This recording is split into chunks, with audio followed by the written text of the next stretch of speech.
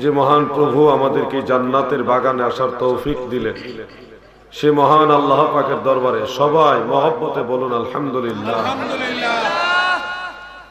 বিনা চাওয়ায় বিনা দরখাস্তে আখিরি নবী সাইয়্যিদুল মুরসালিন খাতামুন নবিয়্যিন রাহমাতুল লিল আলামিন হুজুরে পুর নূর সাল্লাল্লাহু আলাইহি ওয়াসাল্লাম এমন একজন মহান নবীর উম্মত আল্লাহ আমাদেরকে করলেন। এটা আমাদের অনেক বড় ভাগ্য। এই জন্য আল্লাহর দরবারে শুকরিয়া আদান আমরা সবাই বলি আলহামদুলিল্লাহ। প্রিয় ভাইরা, আলোচনা শুরু করার আগে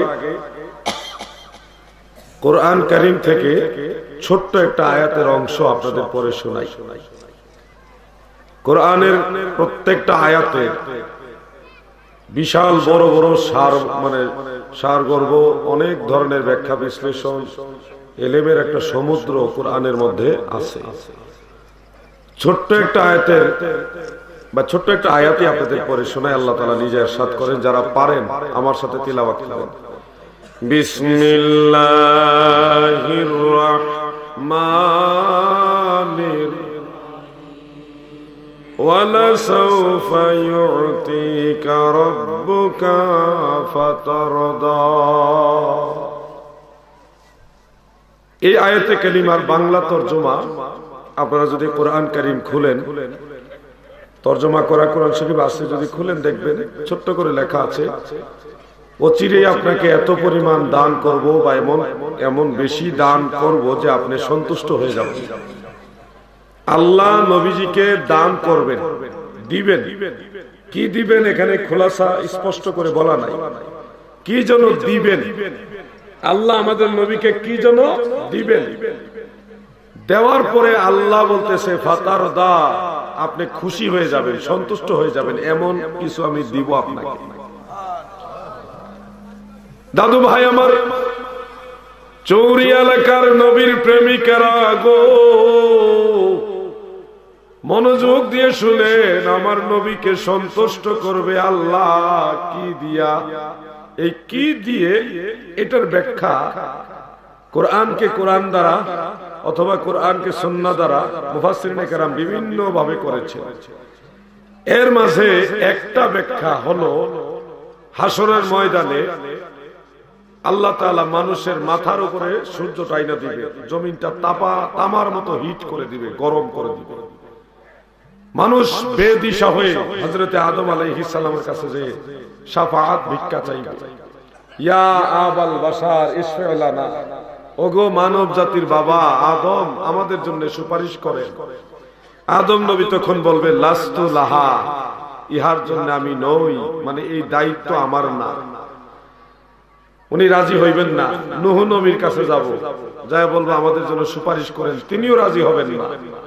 ইব্রাহিম নবীর কাছে যাব, মুসা নবীর কাছে যাব, নবীদের ধারে ধারে ঘুরতে ঘুরতে ঘুরতে ঘুরতে ঈসা নবীর কাছে যাব, সবাই একই উত্তর দিবে লাস্তু লাহা, এই দায়িত্ব আমার না, ইহার জন্য আমি নই। আল্লাহর পয়গম্বর হযরতে ঈসা আলাইহিস সালাম বলবে, যদিও এটা আমার দায়িত্ব না গো, তবে আমি জানি এই দায়িত্ব কার। হাসরের মাঠে তোমরা এলো পাথারি দৌড়ায়ও না, এদিক ওদিক না দৌড়াইয়া তোমরা একসাথে রাহমাতুল লিল আলামিনের কাছে চলে যাও। সবাই আমরা কঠিন ময়দানে হাসরে আল্লাহর হাবিবের কাছে যে বলবো, ইয়া রাসূলুল্লাহি ইশফা লানা, ওগো আল্লাহর রাসূল নবী গো, আমাদের জন্য সুপারিশ করেন। তখন নবীজি বলবে আনা লাহা, আনা লাহা, ইহার জন্য আমি, মানে এই দায়িত্ব আমার। আল্লাহর রাসূল ফাসাজাদা তাহতাল আরশ, নবীজি আরশের নিচে সেজদা দিবেন। দেওয়ার পরে আমার আল্লাহ তখন ডাক দিয়ে বলবেন, ইরফা রাসাকা রাসাকা ইয়া হাবিবি মুহাম্মদ সাল্লাল্লাহু আলাইহি ওয়াসাল্লাম।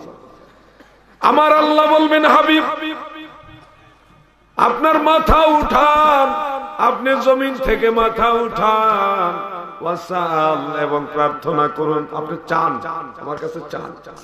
যা চাইবেন আল্লাহ তাআলা ওই সময় স্পষ্ট ডিক্লেয়ার দিবেন, আপনি যা চাইবেন আমি তাই দিব।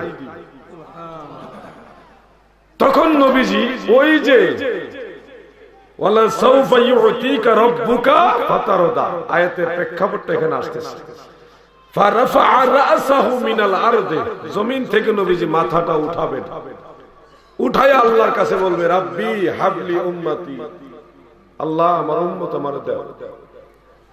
তখন নবীজি আল্লাহ তাআলা নবীজিকে বলবেন, হাবিব আমি আপনাকে ওয়াদা করেছিলাম আপনাকে এত বেশি পরিমাণে দিব, এমন কিছু দিব যে আপনি খুশি হবেন, আপনি খুশি হয়ে যাবেন।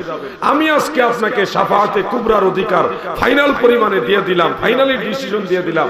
আপনার উম্মত সুপারিশ করে জান্নাতে নিতে থাকেন, যতক্ষণ না উম্মত সুপারিশ করে জান্নাতে নিতে নিতে আপনি খুশি না হবেন ততক্ষণ নিতে থাকেন। সুবহানাল্লাহ বলে।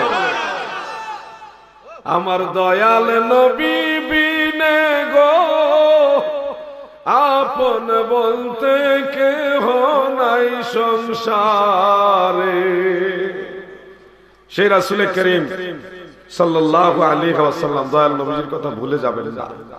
আমার নবীজির ব্যাপারে কিছু কথা বলবো। আমি আল্লামা মুফতি মনিরুল ইসলাম মুরাদ চৌধুরী সাহেব পীর সাহেব কেবলা, আপনাদের এলাকার সুনামধন্য একজন পীর, ওনার মহব্বতে আজকে এখানে আসছে। আজকে আসার মতো পরিবেশ আমার ছিল না, একটা যে কোনো একটা সমস্যা আমার আছে, পারিবারিক বা ব্যক্তিগত সুন্নিয়তের বৃহৎ স্বার্থেরই একটা সমস্যা।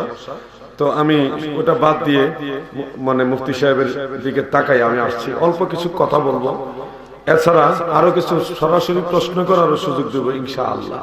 শুধু এই স্বার্থে যে সুন্নিয়তের মধ্যে আমরা কোনো জটিলতা চাই না, আমরা সবার মধ্যে ভ্রাতৃত্ববোধ চাই, একে অপরের সাথে মিলেমিশে চলতে চাই, সমাজের মধ্যে কোনো অশান্তি চাই না। আপনারা যারা বাইরে ঘোরাফেরা করছেন সবাই ভিতরে এসে বসেন আর মহব্বতে কয়েকবার দরুদ শরীফ পড়েন। আল্লাহুম্মা সাল্লি আলা, ওয়াজের মাঝে না, হ্যাঁ আমি ওয়াজের মাঝে আমি এগুলো অভ্যাস নাই আমার, এরপরও আপনারা আগে করবেন না।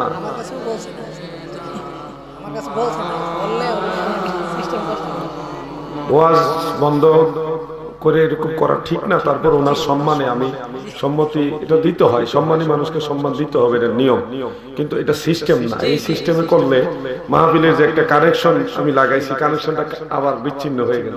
তো যাক, সচিব সাহেব চলে যাবেন, ওনার সম্মানে যদি 2-1 মিনিট সময় দিতে হয় এটা আমাদের সবারই ভালো।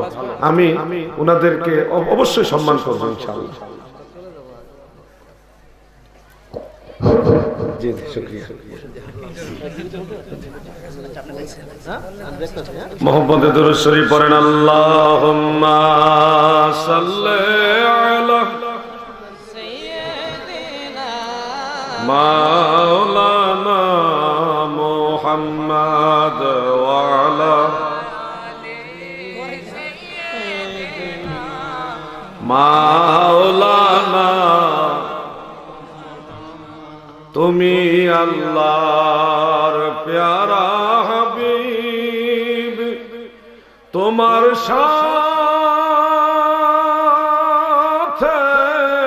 তুলনা কার, তোমার মতো আরশ ভ্রমণ করে নাই কোনো পয়গম্বর। আল্লাহুম্মা সাল্লি আলা, মারহাবা, মাওলানা মুহাম্মদ, জোরে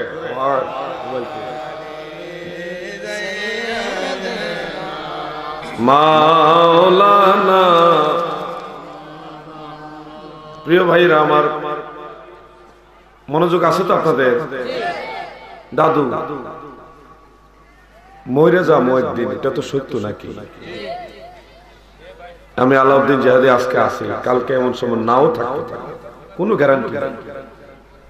বাবাজি, আমার দাদু ভাইরা, যুবক ভাইরা শুনেন, এই দুনিয়ায় আমরা আসার আগে অনেক মানুষ আসিল, আল্লাহ যদি চাই বা আল্লাহর ইচ্ছায় আমরা মরে গেলে আরো মানুষ আইব না, যে যতই কিছু করতেছি বাবাজি ক্ষমতা আমাদের নাই, আমাদের কোনো পাওয়ার নাই, আমাদেরকে আল্লাহ একটু পাওয়ার দিয়েছে, দিয়ে দুনিয়া আল্লাহরই, দুনিয়াটা আল্লাহ আল্লাহই চালাইতেছে দুনিয়া, কিন্তু আমাদেরকে আল্লাহ একটু পাওয়ার দিছে, ক্ষমতা অর্থ সম্পদ দিছে, আল্লাহ দেখতেছে এরা কি করে।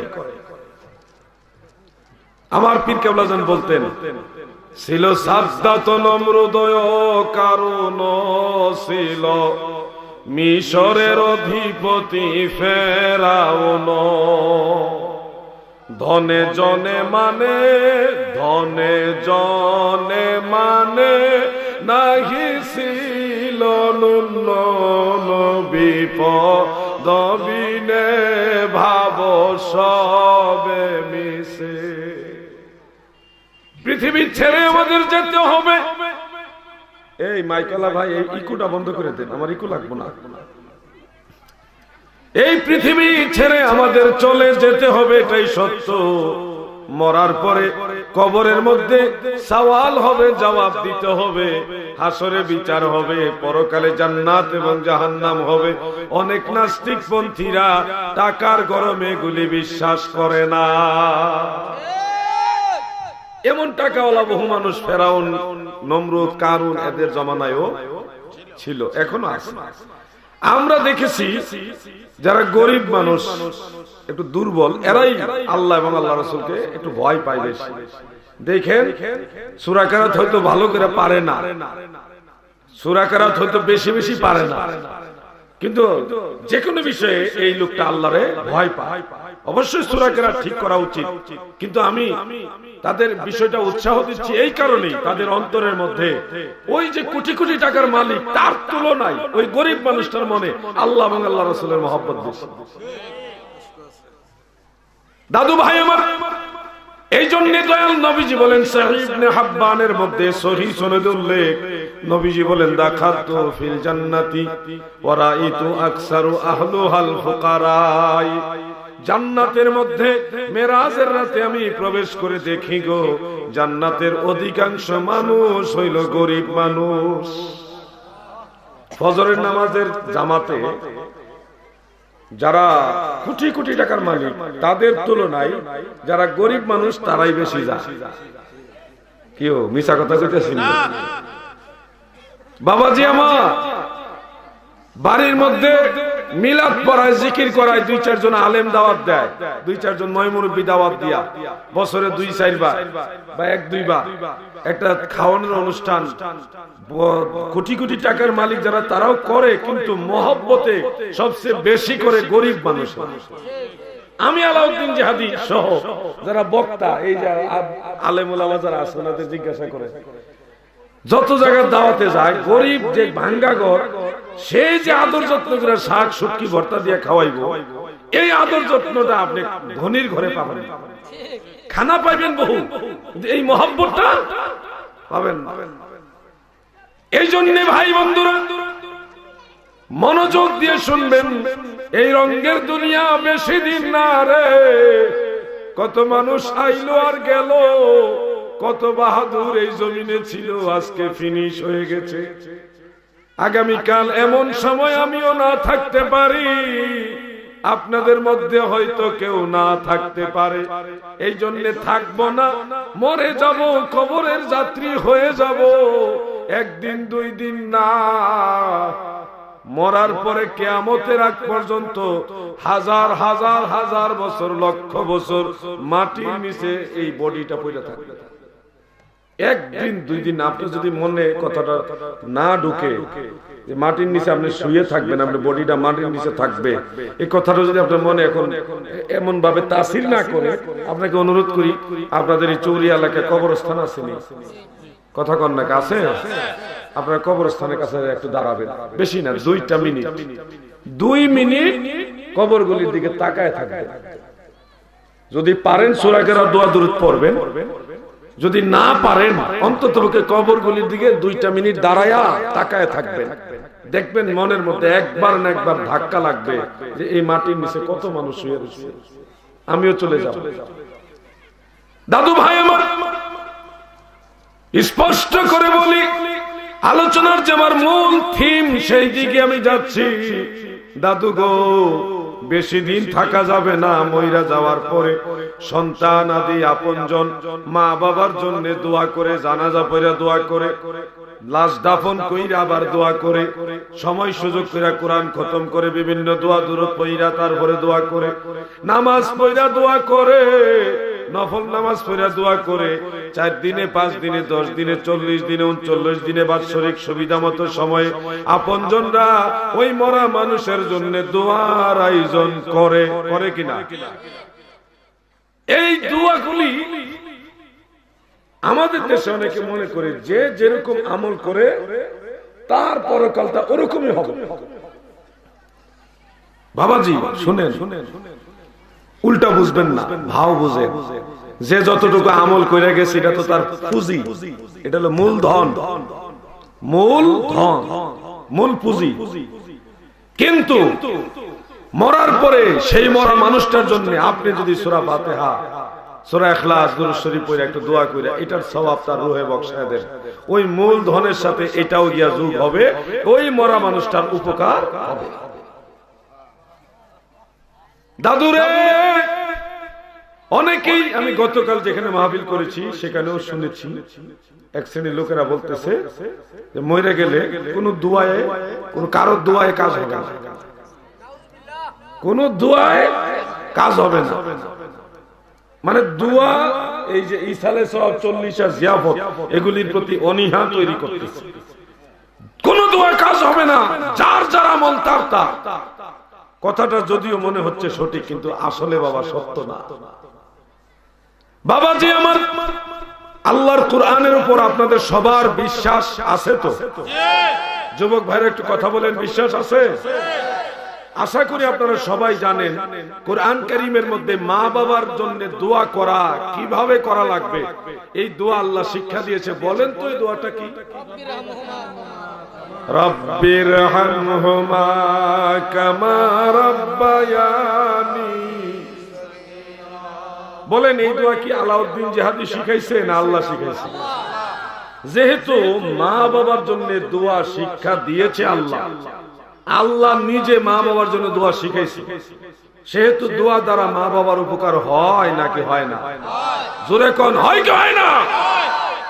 আরেকটা আছে, উলামায়ে কেরাম সবাই জানেন, আপনারাও জ্ঞানী গুণী সমাজ, আপনারা জানেন, আল্লাহ তাআলা দোয়া শিখাইছে, রব্বানা গফির লানা ওয়া লিইখওয়ানিনাল্লাযীনা সাবাকুনা বিল ঈমান। রব্বানা, ওগো আমাদের রব, ইগফির লানা, আমাদেরকে ক্ষমা করেন, ওয়া লিইখওয়ানিনা, আমাদের ওই ভাই বোনদেরকেও ক্ষমা করেন, আল্লাযীনা সাবাকুনা বিল ঈমান, ঈমানের সাথে যারা গত হয়ে গেছে তাদেরকেও ক্ষমা করেন। এই আয়াতে জিন্দা এবং মুর্দা সবার জন্য দোয়া আছে। এই আয়াতে, এই কোরআনের এই আয়াতে জিন্দা এবং মুর্দার দোয়া শিখাইছে কে? কথা বলেন কে? যেহেতু আল্লাহ নিজে জিন্দা এবং মুর্দা মানুষের দোয়া শিখাইছে, সেহেতু আল্লাহর শিক্ষা দেওয়া দোয়ার দ্বারা মানুষের উপকার হবে নাকি হবে না? যে বলতেছে দোয়ার কোনো কাজ আসবে না, তাহলে বোঝা গেল আল্লাহ বেকাজের জিনিস শিখাইছে নাকি দাদা? কিছু ভাইরা আছেন সৌদি আরব কিছুদিন ঘুরে এসে দেশ মাতৃকা ছেড়ে দেশের উন্নয়নের জন্য, নিজের ব্যক্তিগত অর্থনৈতিক বিষয়ের জন্য এত কষ্ট করে যারা বিদেশে থাকেন, আপনাদের সবার প্রতি আমার আন্তরিক শ্রদ্ধা। অনেক কষ্ট করেন আপনারা দেশের জন্য, কিন্তু আপনাদেরকে অনুরোধ করি, ধর্ম সম্পর্কে আপনাদের জ্ঞান নাই, বা যাদের জ্ঞান নাই তারা এগুলো বাড়াবাড়ি করবেন না। সৌদি আরব গেছেন, আরব দেশে ঘুরে আসছেন, ভালো কথা। ওইখানে থেকে ঘুরে আইসা মাথায় একটা বেনি লাগাইয়া, রুমাল একটা মাথা দিয়ে একটা লম্বা জুব্বা লাগাইয়া, হ্যাঁ, রুমাল একটা লইয়া খালি বেদাত আর শিরিক, এই পাইকারি ফতোয়া বন্ধ করেন। আপনি কত ক্ষতি করতেছেন মানুষের, আপনি কল্পনা করতে পারবেন না। আপনার বেনি আর ফাগরি আর ওই যে রুমাল, ফাগরি তো না, রুমাল আর জুব্বা উব্বা আবাটা কাবা, মইরা গেলে বুঝবি পাগলা। একটা মানুষ দোয়া করলে আরেকটা মানুষের কত লাভ। তুমি পণ্ডিতি দেখাচ্ছ, দোয়া নাই। আমি দেখে আসছি সৌদি আরব দোয়া নাই। সৌদি আরব কি মুসলমানের দলিল নিবে? মুসলমানের দলিল হলো কোরআন এবং সুন্নাহ। তুমি যদি বলে সৌদি আরবের তারা কি বুঝে না, আমি সেটা বুঝে নাকি বুঝে না ওটা বলবো না। তবে আমি এটা বলবো, সৌদি আরবের নামও সৌদি আরব না, ওই দেশের নাম হলো জাজিরাতুল আরব। দেশের নাম পাল্টাই দিছে দুশমনের রাসূলের দলেরা, পাল্টাইয়া বাদশাহ সাউদ ইবনে সাউদের নামে আস-সাউদিয়াতুল আরাবিয়া এই নাম রাখছে। ওই দেশের রাজধানী ছিল মদিনা, মদিনাতুল মুনাওয়ারা। সেই রাজধানী এখন মদিনা নাই, রাজধানী মানে রিয়াদ। রিয়াদের আসল নাম হলো নজদ, যে নজদ থেকে আল্লাহ রাসূল বলেছেন শয়তানের শিং বের হবে। সৌদি আরব দেখায়ও না। বাবাজি আমার, মুসলমানের জন্য কোরআন সুন্নাহ এই দুইটা জিনিস হলো মূল দলিল। দুইটার নির্যাস হিসেবে ইজমা এবং কিয়াসও আছে। দাদু গো, কোরআন সুন্নাহর আলোকে এক ভাই আরেক ভাইয়ের জন্য দোয়া করলে লাভ হয়। এক ভাই আরেক ভাইয়ের জন্য কিংবা সন্তান তার মা বাবার জন্য নফল নামাজ, নফল রোজা, দান সদকা করে এটার সওয়াব যদি বকশিয়ে দেয়, কবরে এই উসিলায় মা বাবা জান্নাতবাসী হয়। এগুলি বন্ধ করে দেওয়ার জন্য বহু চেষ্টা চলতেছে। কিছু আকাইমা মৌলবি আছে, এগুলো কাম কাম, ভালো কোনো ব্যবসা বাণিজ্য নাই, কোন ধরনের বড় চাকরি টাকরি নাই, অবসর থাকে, বসে বসে শুধু বেদাত, শিরক, হারাম এই পাইকারি সাপ্লাই দিতেছে। সাধারণ মানুষ এগুলো নিয়ে বিপদে পড়ে যাচ্ছে। সারা জীবন মানুষ বাড়িতে মিলাদ শরীফের আয়োজন করছে, দোয়ার আয়োজন করছে, তাবারক খাবার। এখন তো তাবারক খাওয়ানো জায়েজ নাই, মিলাদ মিলাদ পাবলিকে পড়ছে বিপদে। এই মিয়া, এই বাড়ির মানুষ সবজি ডাইল দিয়া খাওয়া, খাওয়াইলে একটু ভালোই খাওয়ায়, চারটা ডাইল বাদ যদি ওই বাড়ির মানুষের খাওয়ায়, তো এই বাড়ির মানুষটাও কইবা আমার যখন খাওয়াইছে আমিও তো খাওয়ানো উচিত। তো এই বাড়িও একদিন আয়োজন করে আরো 2-4 জন মানুষের খাওয়াইবে। তো যারা খাই যাবো হেরাও আবার আয়োজন করে একে অপরকে খাওয়াইবো। গ্রামের সবাই সবার বাড়িতে এক বেলা 2 বেলা করে খাইবো। খাইলে সবার সাথে সবার ফ্যামিলির একটা আন্তরিকতা তৈরি হবে। বলেন তো, এই আন্তরিকতাটা যদি তৈরি হয়, ওই সমাজে কি শান্তি প্রতিষ্ঠিত হবে না অশান্তি হবে? তুই বেদাত খালি দেখছ, এত দাঁত নাই রে। বিদআত কাকে বলে আগে তুমি শিখো। কথাই কথাই বিদআত। জনৈক এক মুন্সি বলতেছে মসজিদের মিম্বরে বসে যে শবে বরাতের হালুয়া রুটি এটা বেদাত।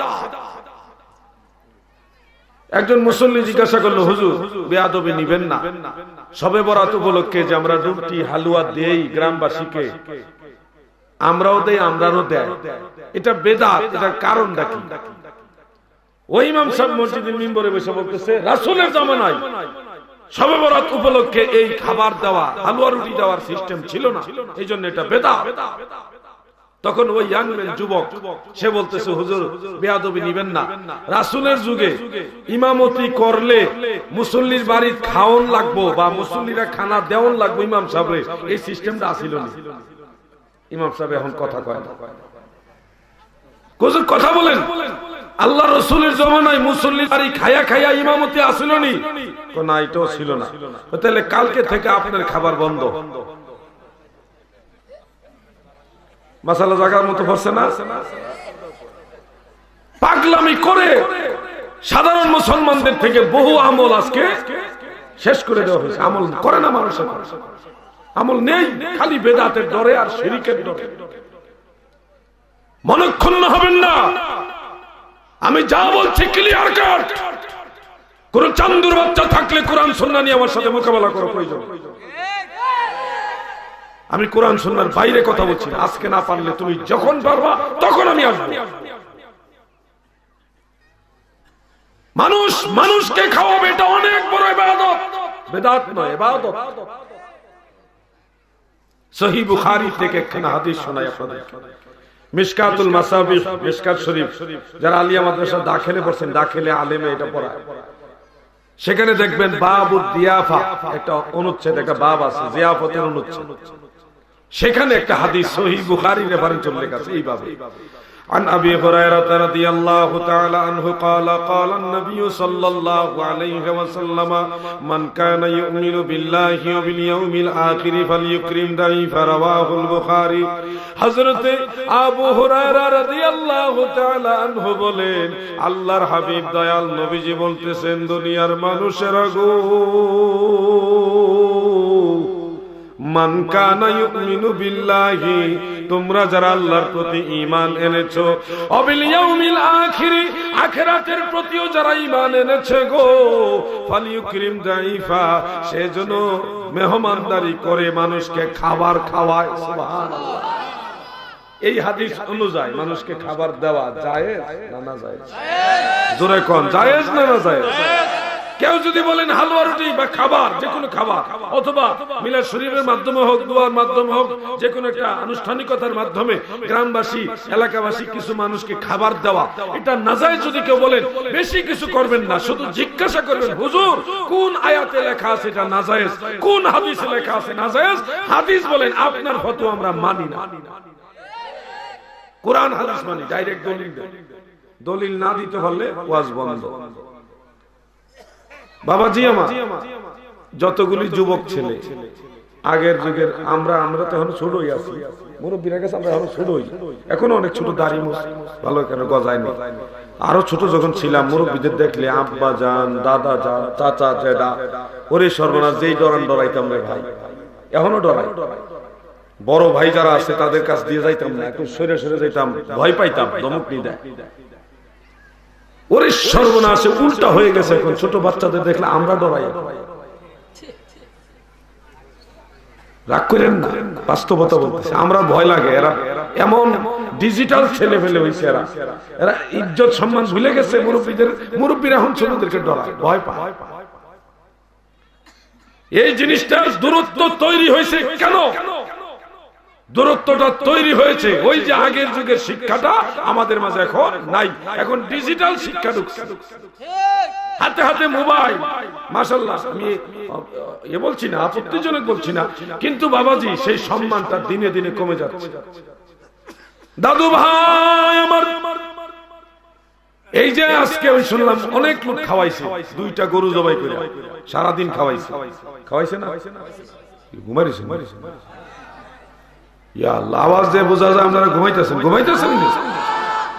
মনোযোগ দিয়ে শুনেন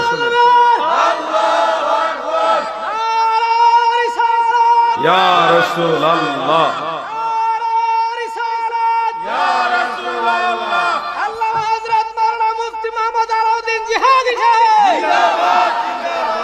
দাদু ভাই আমার মনোযোগ দিয়ে শুনবেন একটা মানুষ মরে যায় মরার পরে 4 দিনে 5 দিনে খুব আবেগের সাথে যার যার তৌফিক অনুযায়ী একটু মিলাদের আয়োজন করে এরপরে যার যার তৌফিক অনুযায়ী কিছু মানুষের মেহমানদারি করে খাওয়ায় ওই খাওয়ানোর আগে বা পরে সবাই মিলে একটু দোয়া করে নাও কি কথা কন নাকি করে কিনা ওরে আল্লাহ গো বেয়াদব খয়রাতি কিছু মুন্সি বাড়িছে কেগুলি কোরআন হাদিসে নেই বেদাত যেই টাকাগুলি খরচ করবেন এগুলি আমাদেরকে দিয়ে দেন এটি জাহান্নামের আগুন হইব চিন্তা করছেন এই অবস্থাটা মানুষের খাওয়াইলে বেদাত আর হাতেরে জ্বালাইলে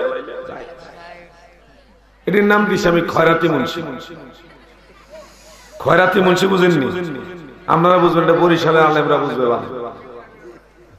বাবাজি আমার এই বিষয়ে আমি একটা হাদিস আপনাদের শোনাবো সহিহ হাদিস কি হাদিস একেবারে পাক্কা সহিহ ইমাম তাবারানীর মুজামুল কবিরে 3টা সূত্রে হাদিসটা আছে সিহা সিত্তার অন্যতম কিতাব সুনানুন নাসাইর মধ্যেও হাদিস খানা উল্লেখ এইভাবে عن سعد بن عبادة أنه قال يا رسول الله إن أم سعد ماتت فأي صدقات أفضل قال الماء فحفر البئر وقال هذه لأم سعد رواه النسائي والطبراني في الكبير ورجاله ثقات كلهم موثق هذا حديث صحيح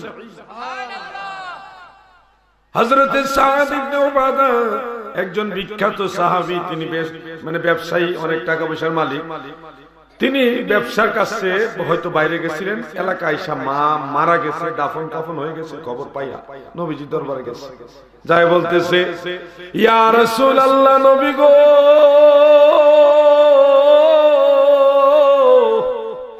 ইন্না উম্মা সাদিন মাতাত, নিশ্চয় সাদের মা মারা গেছে গো নবী, মানে আমার মা মরে গেছে।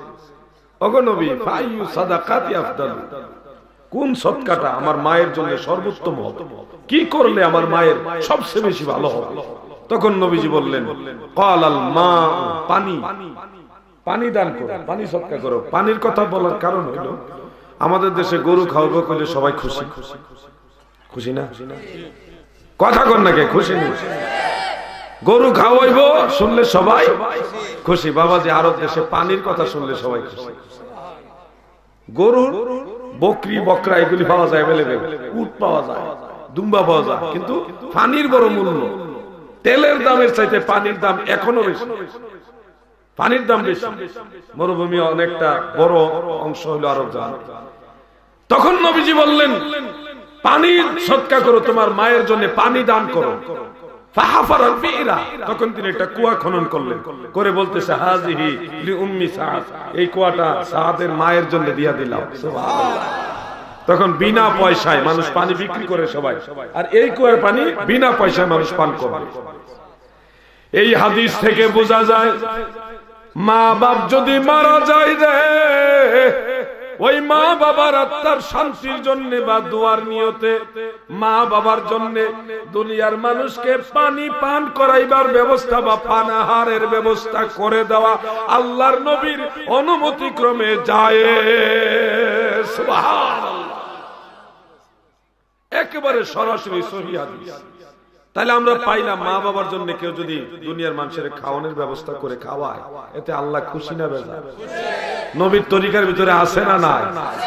সলিমুদ্দিনের ফুলা কলিমুদ্দিন, দেড় বেটারে মৌলবী, লেখাপড়া তেমন নাই, বেশি লেখাপড়া নাই, 8 ক্লাস 9 পাস,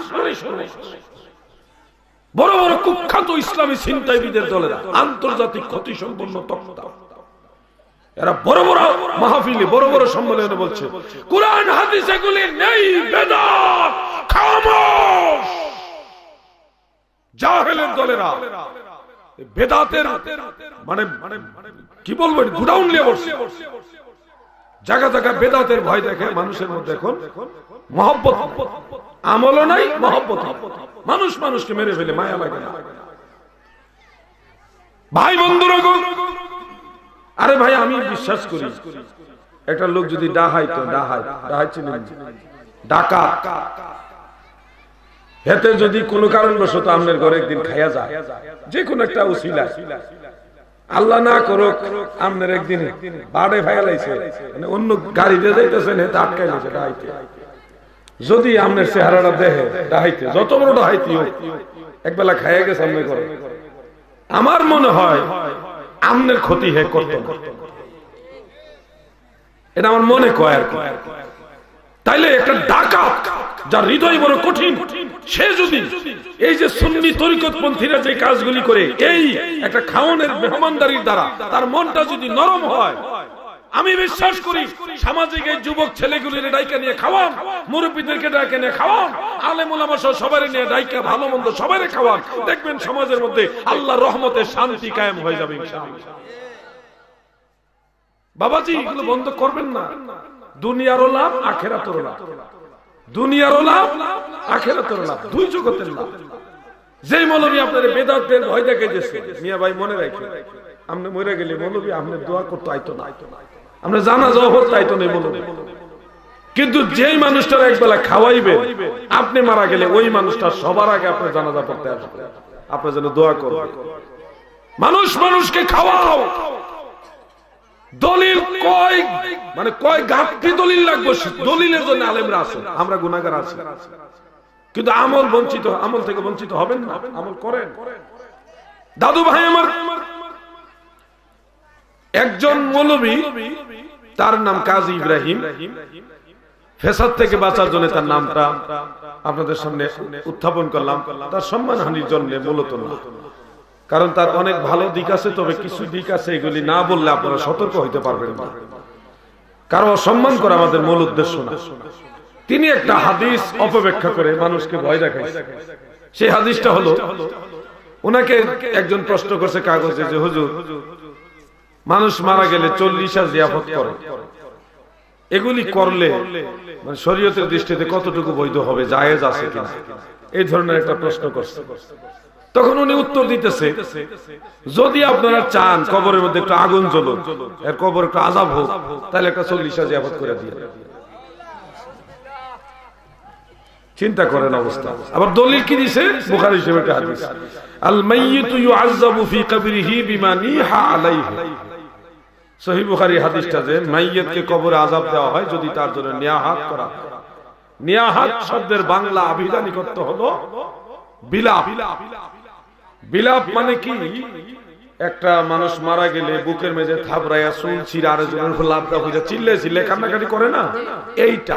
এই বিলাপ যদি কেউ করে মানুষ মরে গেলে, ওই বিলাপ করলে কবরে আযাব দেওয়া হয়। কিন্তু কান্না নিষেধ না, চোখের পানি দিয়ে বের হচ্ছে, কাঁদতেছেন, এটা জায়েজ আছে, কান্না নিষেধ না। বিলাপ করা, লাফালাফি করা, যেটা উচ্চ আওয়াজে বিলাপ বলে, এটা হলো না জায়েজ, ওটা করলে কবরে আযাব দেওয়া হয়। এটাকে আরবিতে বলা হয় নিয়াহাত। কি বলা হয়? বলেন কি বলা হয়? নিয়াহাত। আল্লাহর হাবিব বলেন, মানুষ যদি মারা যায়, সেই মরা মানুষের জন্য কেউ যদি নিয়াহাত করে গো, এই নিয়াহাতের কারণে কবরে আযাব দেওয়া হয়। আল মাইয়িতু ইউআযাবু ফি কবরিহি বিমা নিহা আলাইহি। মৃত ব্যক্তির জন্য যদি নিয়াহাত করা হয়, বিলাপ করা হয়, এই জন্য তার কবরে আযাব দেওয়া হয়। হাদিস হইল নিয়াহাতের, আর অর্থ করছে জিয়াফতের। কত বড় বার্তা! হাদিস হলো নিয়াহাত, আর অর্থ বানাইছে কি? জিয়াফত। এই জন্য সতর্ক হইতে হবে। কোরআনের আয়াত পড়লে আপনারা মনে করেন না যারা সঠিক কথা বলছে। অনেক সময় কোরআন পড়ে ঠিক, ব্যাখ্যা করে মন গড়া বহু উদাহরণ আছে। আপনাদের কাছে বলি, যদি মা মরে যায়, মায়ের জন্য দোয়া করতে কি মন চায় না? আপনারা একটু কথা কন না, মন চায় না? তো দোয়া করবেন অবশ্যই। আরে মা বাবার জন্য দোয়া করবেন না, করবেন কার জন্য? এটা ছাড়া আর আমরা পাবো কি? আজকে আলাউদ্দিন জিহাদি যদি মরে যায়, কালকে আপনার আমার জন্য একটু দোয়া ছাড়া আর কি দিতে পারবেন? বলেন, কিছু দিতে পারবেন? আমি আপনাদের কাছে সবচেয়ে বেশি চাই দোয়া। আমি মরে গেলে আপনারা দোয়া করবেন। আমি যতদিন বেঁচে আছি আপনাদের জন্য দোয়া করব। আগের অংশটা আনছে না, পরেরটা লয়ে এসে মানে এটা একটা কিতাব। আরে আচ্ছা, এটা আমি আনতেছি, মানে এনে একটা দলিল বুঝাইতে যায়, সে সম্পূর্ণ হাদিসটা নাই না, শেষের অংশটা আনছে, আগের অংশটা আনছে। বুঝছেন না? চুরি যে কত রঙের আছে ভাই, মানে আপনারা তো আবার মাইন্ড করবেন, কইলে কইবে এক মোল্লা আরেক মোল্লা বদনাম গায়। আর মিয়া বদনাম গাওনের লেগে তার কই নাই। বদনাম গাওয়া তার উদ্দেশ্য না। একজন আলেমের অসম্মান হইলে গোটা আলেম জাতির অসম্মান। কিন্তু আমরা তো পড়ে গেছি ঠেকা, বিপদে পড়ে গেছি। আমরা যদি এই কথাগুলি আপনাদের ক্লিয়ার করে না বলি, একটু সম্মানের সাথে যদি না বলি, আপনারা তো বিপদে পড়ে যাবেন, আমল থেকে বঞ্চিত হয়ে যাবেন, নবীর তরিকা থেকে সরে যাবেন। প্রিয় ভাইরা আমার, মনে রাখবেন, মানুষ মারা গেলে সেই মৃত ব্যক্তির বাড়িতে খাবারের আয়োজন করে দাওয়াত দিলে, সেই দাওয়াতে যাওয়া স্বয়ং আল্লাহর নবীর সুন্নাত। সুন্নাত হইল কিভাবে? সহিহ হাদিস দ্বারা সুন্নাত হইছে। দলিল কি? সিহা সিত্তার অন্যতম কিতাব সুনানু আবি দাউদ। সুনানু আবি দাউদ, আবু দাউদ শরীফ আলিয়া মাদ্রাসার কামিলে পড়ায়, আর দাওরায়ে হাদিসে পড়ায় কওমি মাদ্রাসা। কওমি যে মাদ্রাসাগুলো এগুলো পড়ায়, দেওবন্দেও পড়ায়, হাটাজারিতেও পড়ায়, মদিনা ইউনিভার্সিটিতেও পড়ায়, মিশরের আল আজহার ইউনিভার্সিটিতে এই কিতাব। সারা পৃথিবীর আলেমরা এই কিতাব পড়ছে, বড় বড় আলেমরা। বাবাজি আমার সেই কিতাবে সহিহ সনদে, কারো দৃষ্টিতে হাদিসটা হাসান, কারো দৃষ্টিতে সহিহ, তবে জয়ীফ না, হাসান সহিহ। হাদিস খানা হলো এইভাবে, عن عاصم ابن كليب عن أبيه عن رجل من الأنصار فقال خرجنا مع رسول الله صلى الله عليه وسلم على جنازة فلما في آخر الحديث فلما رجع استقبله داعي امرأة فجاء وجيء بالطعام إلى آخر الحديث. হযরত আসিম ইবনে কুলাইব তার পিতার সূত্রে বলেন, তিনি মদিনার একজন আনসার সাহাবী থেকে বর্ণনা করেন। মদিনার আনসার সাহাবী বলেন, আমি আল্লাহর নবীর সাথে জানাজার নামাজে গেছি গো। জানাজা শেষ করে, মানে জানাজা যায় আল্লাহ রাসূল কবরের কাছে গিয়ে বলতেছে, কবরের এদিকে প্রশস্ত করো, এদিকে লম্বা করে দীর্ঘ করো, মানে দিক নির্দেশনা দিলেন। এরপরে আল্লাহর রাসূল সেখান থেকে চলে আসলেন, আমরা সবাই চলে আসলাম। আসার পরে ওই যেই মানুষটা মারা গেছে, যার দাফন করে আসলেন, তার বাড়ির একজন সদস্য আমার নবীকে পুনরায় ইস্তেকবাল জানাইলেন, দাওয়াত দিলেন, স্বাগতম জানাইলেন। ওগো নবীজি, ওগো দয়াল নবীজি, আপনি আবার আসেন। ফাজা, অতঃপর নবী গেলেন কোথায়? ওই মরা বাড়ি। ওই গেছে যেই বাড়ির মানুষ মারা গেছে, ওই বাড়ি কেন গেছে? নবীরে দাওয়াত দিছে, ডাক দিছে, আহ্বান করছে, এই জন্য নবীজি গেছে। নবীজির সাথে সাহাবীরাও গেলেন। যাওয়ার পরে কি করলো? আল্লাহ রসুলের সামনে খাবার নিয়ে আসলো। খাবার নিয়ে আসার পরে রাসূল সাল্লাল্লাহু আলাইহি ওয়াসাল্লাম সেই গোশতটা মুখে দিলেন, দিয়া চাবাইতেছে চাবাইতেছে চাবাইতেছে, কিন্তু গিলতাছে না। কিছু মুরব্বীরা তাকায় রয়েছে, আল্লাহ রসুল চাবায় কিন্তু গিলে না, কারণটা কি? প্রশ্ন করে ফেলেন, ইয়া রাসূলুল্লাহ, দয়াল নবী গো, আপনি চাবাইতেছেন, গিলেন না কেন? নবীজি বলতেছে, এই যে গোশতটা, এটা কি পশুটা কিনা হয়েছিল? দেখেন নবীজি গায়েবের খবর জানে কিনা। তখন তথ্য পাশ হইতেছে, ইয়া রাসূলুল্লাহ, দয়াল নবী গো, আমরা বাজারে গেছিলাম একটা পশু কেনার জন্য, যায় দেখি কোনো পশু নাই। তখন খবর পাইলাম অমুক ব্যক্তি একটা বকরি বা বকরা একটা পশু কিনছে। তা আমরা ওই বাড়িতে গেছি, যায় দেখি যে কিনছে এ বাড়ির বাড়ি। আরে বিপদ আছে ওই লোকের বেগম সাহেবা। তা আমরা ওই মহিলার কাছ থেকে অনুরোধ কইরা, রিকোয়েস্ট কইরা এই মর্মে নিয়ে আসছি যে আপনার স্বামী আসলে টাকা আমরা দিয়া দেব, আমরা আপাতত এটা দেন, আমরা চলি। এই মানে টাকা দেই নাই, কথাবার্তা বইলা নিয়ে আসছে, এরপর জবাই করছি। আল্লাহ রাসূল সাল্লাল্লাহু আলাইহি ওয়াসাল্লাম কই, এই জন্যই আমার এটা পেটের মধ্যে যাইতে বাধা হচ্ছে।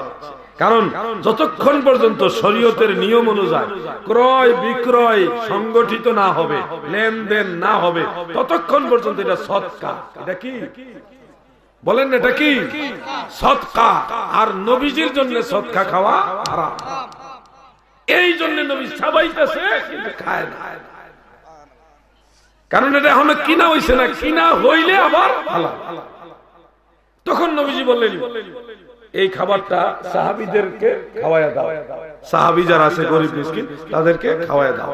এই হাদিস থেকে, এটা সহিহ হাদিস, এখান থেকে বোঝা যায় মানুষ মারা গেলে সেই মরা বাড়িতে বা মৃত ব্যক্তির পরিবারের কেউ যদি দাওয়াত দেয়, সেই দাওয়াতে যাওয়া, যেহেতু নবীজি নিজে গেছে, যদি খাবার দেয় হালাল খাদ্য, ওই খটকা মার্কা খাদ্য না, হালাল খাদ্য যদি দেয়, সেই খাবার খাওয়া স্বয়ং রাসূল সাল্লাল্লাহু আলাইহি ওয়াসাল্লাম এবং সাহাবীদের আমল দ্বারা জায়েজ জায়েজ জায়েজ।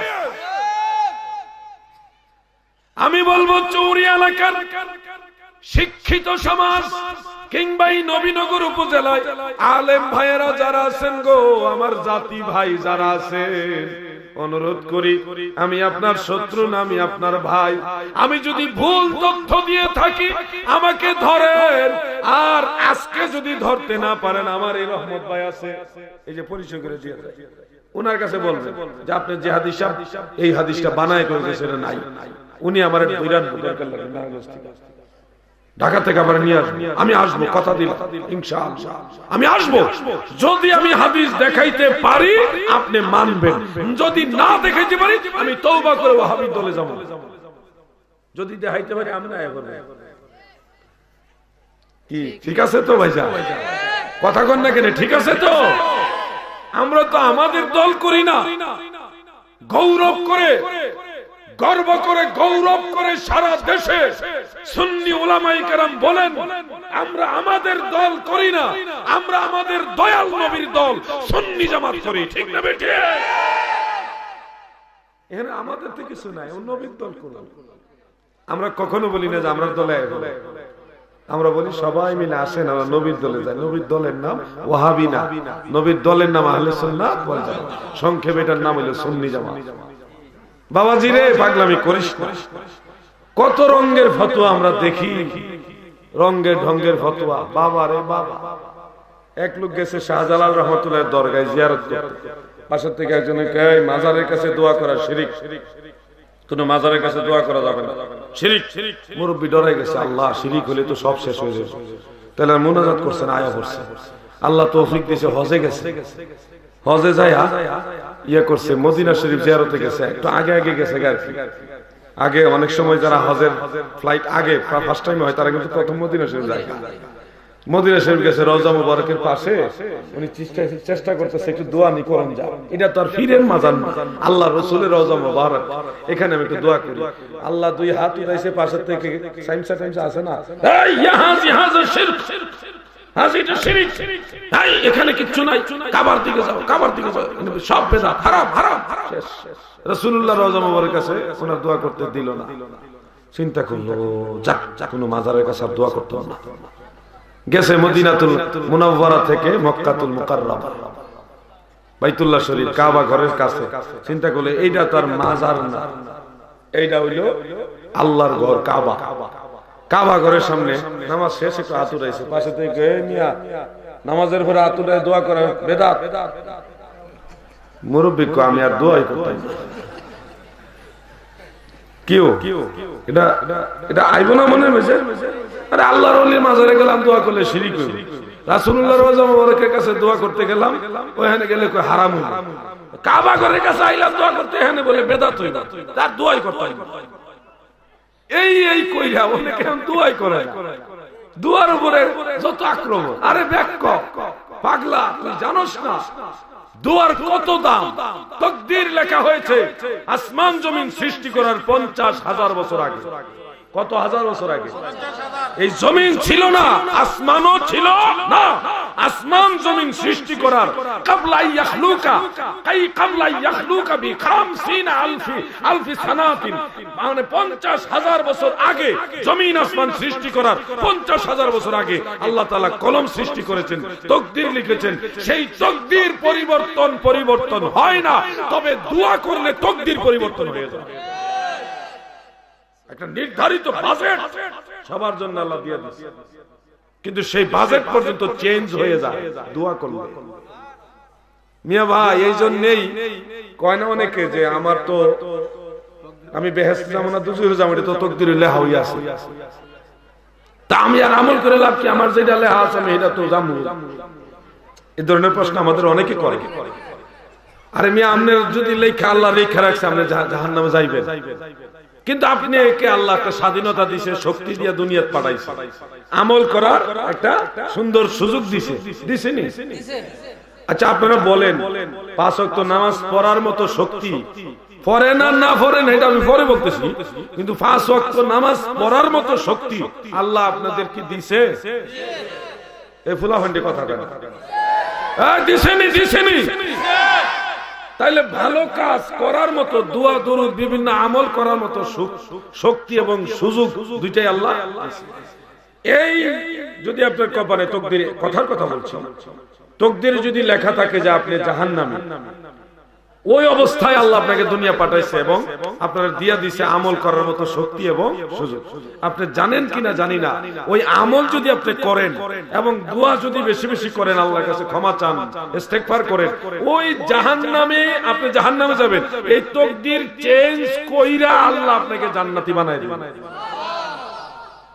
এই জন্যই দোয়ার এত দাম।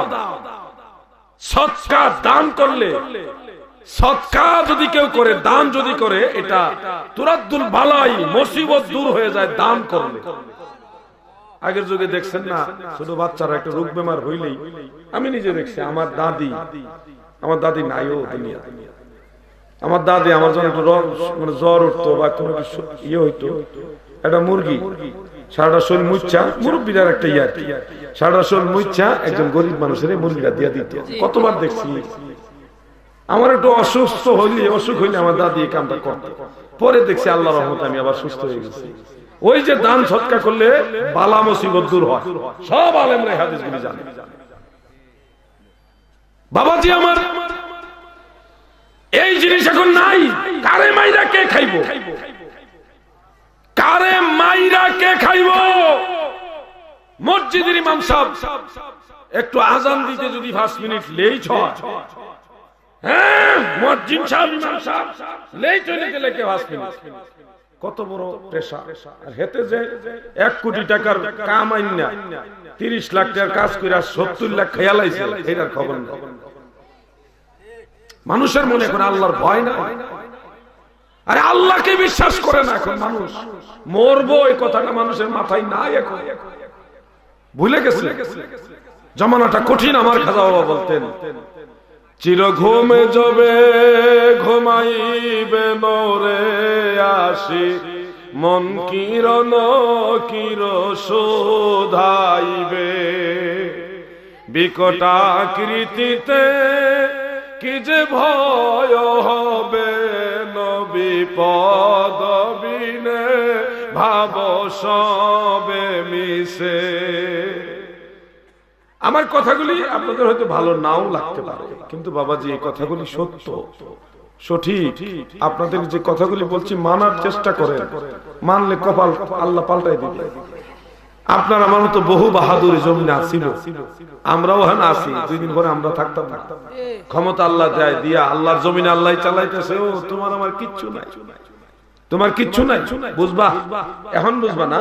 অনেকে হয়তো খেয়াল করে দেখেন, কোন না কোন সময় হয়তো এরকম বিপদে কেউ পড়ছেন, ডাইনে বামে সামনে পিছনে কেউ নাই, আপনি একলা বিপদে পড়ে গেছেন, তখন আপনাকে কেমন অসহায় মনে হয়েছিল। যদি কেউ এরকম বিপদে পড়ে থাকেন অতীতে, মনে করে দেখেন, খেয়াল করে দেখেন, কোন একদিন মুসিবতে পড়ছিলেন, আপনার ডাইনে বামে আপনার আপন কেউ আসিল না, তখন নিজেকে খুব অসহায় মনে হয়েছিল, আমার কেউ নাই, আমি কি করব গো? এরকম না, এর চাইতে কোটি কোটি কোটি গুণ বড় অসহায়ত্ব হলো কবরের মধ্যে। বিশ্বাস যদি না হয়, কবরের কাছে গিয়ে দাঁড়া 2 মিনিট, কবরের দিকে 2 মিনিট তাকায় থাকে, সব মনে হবে। একটু ধাক্কা লাগবে, একটু মনে হবে।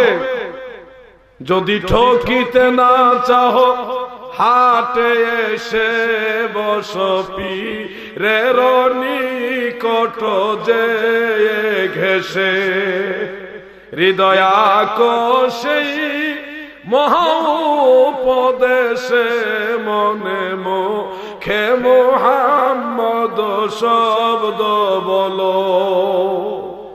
ভাইজান, আপনারা অনেক সময় আলেমদেরকে একটু নিন্দা করেন যে এক মৌলবী আরেক মৌলবী দেখতে কে লেগে, এক মৌলবী কয় এটা করুন এমনি, আর মৌলবী কয় এটা হেমনে। এটা নিয়ে সাধারণ মানুষ অনেক সময় বিরক্ত হয়, কইয়া কইয়া আর মৌলবীর একটা আরেকটা দেখতে। ভাইজান, দেখা না দেখা ঝগড়া, এই যে একটা বা মনোমালিন্য বলেন আর দ্বন্দ্ব বলেন, যাই বলেন, এটার পিছনে অনেক কারণ আছে। একটা কারণ হইল নবী প্রেম লইয়া। সুন্নি আলেমরা যখন নবীরে কয় নূরের তৈরি, তখন এক শ্রেণীর বাইরে এটি কি ওয়াজ করে। আলহামদুলিল্লাহ, অনেকে বলে মরলে তো ভাই নবী নূরের তৈরি না মাটির তৈরি, জিগাইতো না। এটি আপনারা কেন লাগে ওয়াজ করে? নামাজের ওয়াজ করতারেন না, ফরদার ওয়াজ করতারেন না, কত আওয়াজ আছে করতারেন না। সুন্দর সুন্দর কথাগুলি খুব ভালো, কিন্তু ভাই আমরা সুন্নিরা না হয় নবীজি নূরের ব্যাপারে আলোচনা করলাম না, চুপই থাকলাম। যখন আমরা শুনি এরা নবীরে মাটির মানুষ কয়, মাটির তৈরি কয়, তখন কি চুপ থাকতাম পারতাম? তোরা নবীরে মাটি কইস না, তুই তো আমরা এটা বাড়াবাড়ি মানে আমরা আলোচনা করি না। তোরা আমরা কই নবীজির আল্লাহ জানাইছে, আল্লাহ আমাদের নবীর ইলম দিছে। নবীজির ইলম দিছে কে? একেবারে সহিহ হাদিস। আমি মূল মানাটা বলি, উতিতুল ইলমাল আউয়ালিনা ওয়াল আখিরিনা, আউয়াল থেকে আখির পর্যন্ত যত ইলম আল্লাহ আমার নবীকে দিয়েছে। কোরআন কারীমের মধ্যে বলেন, ওয়া আনজালাল্লাহু আলাইকাল কিতাবা ওয়াল হিকমাতা ওয়া আল্লামাকা মা লাম তাকুন তা'লাম। নবী গো,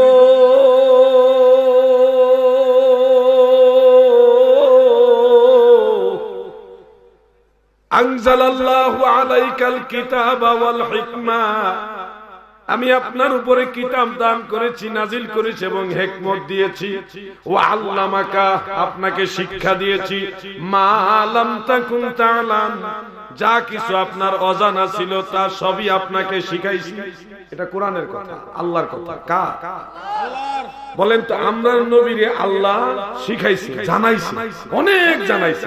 এই কথাটা শুনলে আমরা যারা শুননি, আমরা ভালো লাগে না? কথা কন, আমার কথার জবাব দেন, ভালো লাগেনি? আচ্ছা, আমরা যখন নবীজির ইলমে গায়বের কথাগুলি কইলে অনেকে রাগ করে। আচ্ছা, আমরা না কইলাম, আপনারা যখন কোন নবী কিচ্ছু জানে না, ওয়ালের হেই পারে কি নবী জানে না?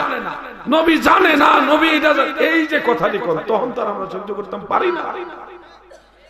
আমরা নবীজির ইলম সম্পর্কে পজিটিভ আলোচনা করলে আপনাদের কষ্ট লাগে, আপনারা যখন নবীজির ইলম নিয়ে নেগেটিভ মন্তব্য করেন তখন কি আমাদের কষ্ট লাগে না? ঝগড়াটার মূল কারণ হলো হুব্বে রাসূল নিয়া। হুব্বে রাসূল মানে নবীর মহব্বত, এটা নিয়ে হইলো ঝগড়া।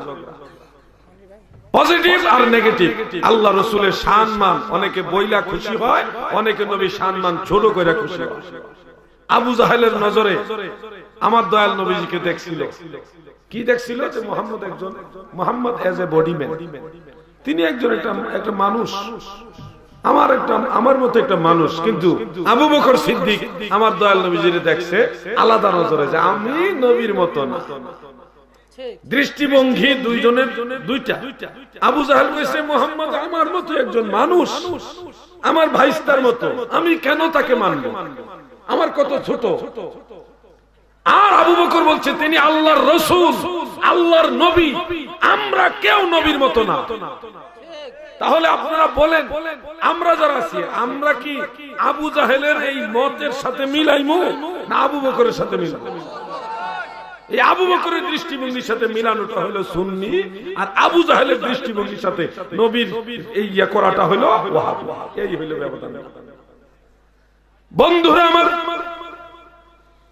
আপনাদেরকে একটা কথা বলি, যদিও কথাটা অপ্রিয়, অসুন্দর মনে হবে, তারপরও বোঝার জন্য বলছি। কেউ যদি আল্লাহর নবীকে ইয়া নবী সালামু আলাইকা এইভাবে সালাম দেয়, পাশের থেকে একজন যদি বলে এটা পায়খানার মতো, ইয়া নবী সালামু আলাইকা, ওগো নবী আপনাকে আমার সালাম, আপনার উপর আমার সালাম, ওগো নবী আপনার উপর আমার সালাম, এই কথাটা যদি একজন বলতেছে, পাশের থেকে কেউ যদি এটা বলেন, একজন মুসলমান হিসেবে খারাপ লাগার কথা নাকি কথা না? আরে বাবা, জায়েজ না জায়েজ, শুদ্ধ অশুদ্ধ, এগুলি আলোচনা হইতেই পারে, স্বাভাবিক। কোরআন হাদিসের আলোচনা, তাজকিরা হবে, মুযাকারা হবে, স্বাভাবিক। কিন্তু তুমি যে এটাকে পায়খানা বা গু বলতেছো, এটা তুমি কোন দৃষ্টিতে বলছো? ইয়া নবী, কোন জিনিসটাকে পায়খানা বলা হচ্ছে? কোন জিনিস? যে জিনিসটার সাথে ইয়া নবী, নবীর কথা আছে, নবীর সালাম আছে। শুদ্ধ অশুদ্ধ, জায়েজ না জায়েজ এটা পরে, কিন্তু এই জিনিসটা তো নবীর সাথে জড়িত, নবীজির সালাতু সালামের সাথে এটা সম্পর্কিত। এখন আপনি যদি মনে করেন এটার বিরুদ্ধে কথা কইলে আলাউদ্দিন জিহাদির বিরুদ্ধে হইল, ভুল হলো, ভুল করলে। ইয়া নবী সালামু আলাইকার বিরুদ্ধে কেউ যদি কথা বলে গো, এটা কোন সুন্নি আলেমের বিরুদ্ধে কথা হয় না, আমার নবীর সালাতু সালাম সম্পর্কে বেয়াদবি হয়। বাইরে শুনেন, জিলাফি, খিচুড়ি, বিরিয়ানি, হয়তো অনেকে মনে করে এরা জিলাফি খাওয়ার লাগে বিলাত করে, খিচুড়ি বিরিয়ানি খাওয়ার লাগে বিলাত করে, এরকম অনেকে মনেই করে, অনেকে এরকম মনে করে। আমরা বলি ভাই শোন, একটা মানুষ যখন দাঁড়ায়, বসা থেকে দাঁড়ায়, আদবের সাথে দাঁড়ায়, অতীব মহব্বতের সাথে কথাগুলি বলে, ইয়া নবী সালামু আলাইকা, ওগো নবী আপনার উপর আমার সালাম, এই কথাগুলি বলার পিছনে তার জিলাফির লোভ থাকে না, নবীর মহব্বত থাকে। তুমি অন্ধ, তুমি বুঝবা না, অন্ধের সামনে আয়না ধইরা লাভ নাই। নবী প্রেমিক যারা, আচ্ছা আপনারা বলেন, জীবনে একবারের জন্য যদি মিলাদ শরীফে কিয়াম করে থাকেন, আপনারা যদি রাসূলকে একবারের জন্য সালাম দিয়ে থাকেন, সেই সালামটা কি জিলাফির লোভে দেন না নবীজিকে মহব্বত করে দেন? মূলত নবীর মহব্বত। জিলাপি পাইলো আলহামদুলিল্লাহ, না পাইলো আলহামদুলিল্লাহ। খিচুড়ি বিরানে পাইলে তো আরো ভালো, না পাইলে অসুবিধা। আমরা যদি মিলাদ শরীফের শেষে বিরিয়ানি খাওয়াই, শেষ বেদাত নাজায়েজ, একবারে দিতাছে জাহান্নামে ঠেললা। কিন্তু এরা যে ভিক্ষা করে, আজকে একটা ইয়া দেখলাম, আমারই ভাইজানের মতো একটা লোক, চেহারাটা সামান্য একটু ব্যবধান হবে, এরকম লম্বা চড়া একটা লোক, ফেসবুকে দেখলাম আর কি। 8-10টা ছেলে, মাদ্রাসার ছেলে, ছোট ছোট বাচ্চা, এই বয়সে, চুক্কা চুক্কা টুপি পরা মতো আর জুব্বা পরা, ছোট ছোট বাচ্চা। এদেরকে খাড়া করে বলতেছে, তোমরা কোথা থেকে আসলা? অমুক জায়গা, অমুক মাদ্রাসা থেকে আসছে। কয়টার সময় বাইরে হয়েছে? সকাল 9:30 বেরিয়েছে। এখন কয়টা বাজে? 2:30 বাজে। সকালে কিছু খাইছো নি? সকালে হালকা নাস্তা খাইছি। এই সকাল 9:30 থেকে এই 2:30 পর্যন্ত যে তোমরা ঘুরতেছো, এর মাঝে কিছু খাওয়া দাওয়া করছো? না। তোমরা কি মাদ্রাসায় বেতনটা তো দাও? তো হুজুর বেতনও দেই, খাবারের খরচও দেই। তোমরা যে সকাল থেকে বাইরেছো চাউল কালেকশন করে আর কি, এলাকা ঘুরে বস্তা লয়ে লইয়া চাউল কালেকশন করতেছে ছাত্ররা, এই ছোট ছোট বাচ্চারা। ওই লোকটা জেন্টলম্যান, সে বলতেছে, তোমরা কে পাঠাইছে? হুজুর পাঠাইছে। তোমরা কি খাওয়ানোর টাকা দাও, বেতন দাও? সব দেই। চাউল উঠাইতেছে কেন? হুজুর উঠায়। কেন উঠায় জানি না। এমনকি ছেলেগুলি, আমি ফেসবুকে ভালো করে নজর করে দেখছি যে মানে সকালে হালকা নাস্তা খাই, একটা সুস্থ মানুষ তো 2:30টার সময় খিদা লাগেনিও। আপনারা ঘুমাইছেন নি? বুঝলাম না কিছু। সোহালে ধরেন একটা কথার কথা, ধরেন একটা বিস্কিটের প্যাকেট খাইলেন, চলে 1 প্যাকেট বিস্কিটই খাইছে, লগে একটু পানি খাইছে, খাইয়া সারাদিন আসছেন 4 গ্রাম আসছেন 2:30টার সময়। আপনি একজন সম্পূর্ণ সুস্থ প্রাপ্তবয়স্ক একজন লোক, আপনার কি খিদা লাগবে না? এই বাচ্চাগুলি 2:30টার সময় ঘুরতে আসে, তাও বস্তা লইয়া ঘুরতে আসে, কালেকশন করতে আসে। মিলাদের পরে মানুষ নিজের খরচে মানুষকে মেহমানদারি করে, কারো কাছ থেকে ভিক্ষা করে না। একটা রিকশাওয়ালা সারা বছর রিকশা চালাইয়া 5 টাকা 10 টাকা একসাথে জমায় বছর শেষে একটা মিলাদের আয়োজন করে, তার নিজের পকেটের কামাইয়ের টাকা দিয়া এলাকার 8-10 জন মানুষকে খাওয়ায়। এই খাওয়ানটা নিয়ে তোমরা বেদাত, শিরক, হারাম, নাজায়েজ, এত ফতোয়া, সারা গ্রাম ভিক্ষা করে টাকা তুইলা, চাউল তুইলা, এগুলি যে খাওয়াও, ওইটা কোন দলিল আছে? দলিল দেখো। আমি বলছি না যে করা যাবে না, মাদ্রাসার অভাব অনটন থাকলে আপনারা সবাই সহযোগিতা করবেন। আমরা যদি সহযোগিতা না করি তাহলে করব কি? কিন্তু বিষয়টা আমি জাস্ট একটু তুলনামূলক ভাবে বললাম।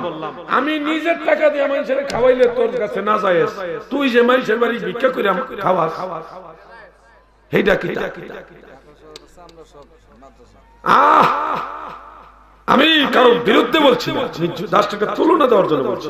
মাদ্রাসা দিবেন, সুন্নি মাদ্রাসায় আপনাদের যদি নাও থাকে, 2-4 দিন পরে পরে 5 টাকা 10 টাকা করে দিবেন, এটা সুন্নিয়তের কাজে লাগবে। কিন্তু ভাইজান, মানুষ যদি মেহমানদারি করে, তাবারুকের আয়োজন করে, এটারে পায়খানার সাথে তুলনা দেয়। নাউজুবিল্লাহি মিন যালিক।